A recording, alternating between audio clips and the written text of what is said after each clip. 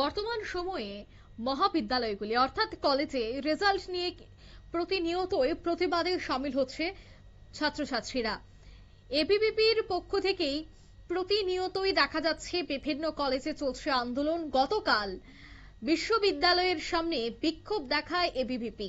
আজ সাংবাদিক সম্মেলন করেও বর্তমান ত্রিপুরা বিশ্ববিদ্যালয়ের নামে একরাশ ক্ষোভ উগরে দিলেন তারা।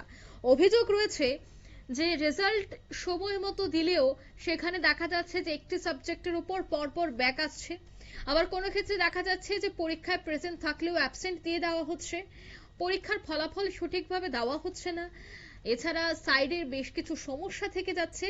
এই বিষয়গুলিকে কেন্দ্র করেই প্রত্যেকটি বা বেশিরভাগ কলেজে আন্দোলন করতে দেখা গেছে কলেজের ছাত্রছাত্রীদের। আজ দেখা গেল ত্রিপুরা বিশ্ববিদ্যালয়ের বিরুদ্ধে একাধিক অনিয়মের অভিযোগ তুলে অখিল ভারতীয় বিদ্যার্থী পরিষদ ত্রিপুরা প্রদেশের উদ্যোগে ছাত্রছাত্রীদের স্বার্থে দ্রুত সমস্যা সমাধানের দাবি জানিয়ে এক সাংবাদিক সম্মেলন করা হয়। এদিনের এই সাংবাদিক সম্মেলন থেকে অখিল ভারতীয় বিদ্যার্থী পরিষদের সম্পাদক কি বলছেন শোনাবো। জন্য অসংখ্য অসংখ্য ধন্যবাদ এবং ছাত্রছাত্রীদের আওয়াজ সারা ত্রিপুরা রাজ্যে আপনাদের মাধ্যমে পৌঁছে দেওয়ার জন্য অসংখ্য অসংখ্য ধন্যবাদ। বিগত কিছুদিন ধরে অখিল ভারতীয় বিদ্যার্থী পরিষদ ত্রিপুরা প্রদেশের পক্ষ থেকে ত্রিপুরা রাজ্যের প্রত্যেকটি কলেজ ক্যাম্পাসে বিদ্যার্থী পরিষদ আন্দোলন এবং বিক্ষোভ কর্মসূচি হাতে নিয়েছে।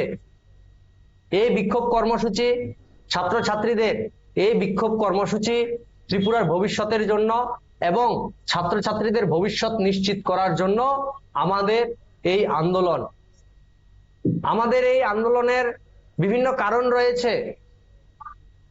যদি আমরা দেখি, ছাত্রছাত্রী যারা কলেজে পড়াশোনা করছে তাদের যে লাস্ট ইয়ার সেমিস্টারের যে রেজাল্ট তা শো করছে না, এবং আমরা যদি তার কয়েকটি কপি আমরা দেখি, এখানে আমরা দেখাচ্ছি আপনাদেরকে, যেখানে ছাত্রছাত্রীদের বিভিন্ন যে তাদের বিগত সেমিস্টারের রেজাল্ট তারা দেখতে পারছে না, তাদের রেজাল্ট শো করছে না।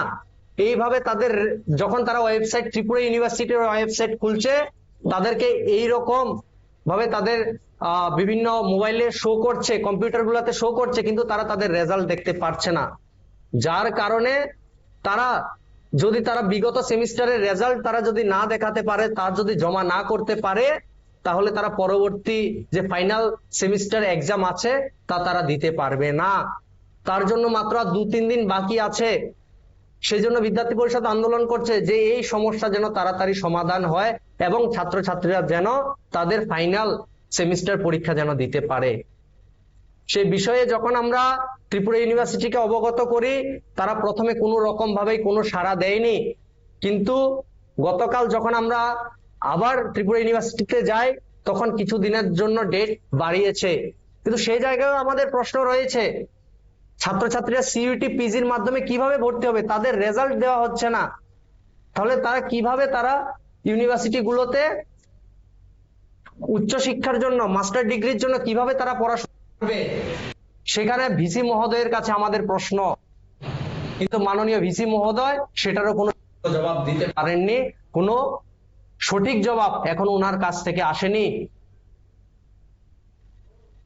আপনারা শুনলেন যে কোনো ধরনের সঠিক জবাব দেওয়া হচ্ছে না এবং 2-3 দিনের মধ্যেই কলেজে পরীক্ষার ফর্ম ফিল আপ শুরু হয়ে যাবে। তার আগে যেন পদক্ষেপ গ্রহণ করা হয়, ছাত্রছাত্রীদের ভবিষ্যতের কথা মাথায় রেখে যে সমস্ত ভুল ত্রুটিগুলি রয়েছে তা যেন সংশোধন করে দেওয়া হয়, এই দাবিকে সামনে রেখে আজ তারা এই সাংবাদিক সম্মেলনটি করে। নিয়ে নিচ্ছি ছোট্ট একটি বিজ্ঞাপন বিরতি, সঙ্গে থাকুন।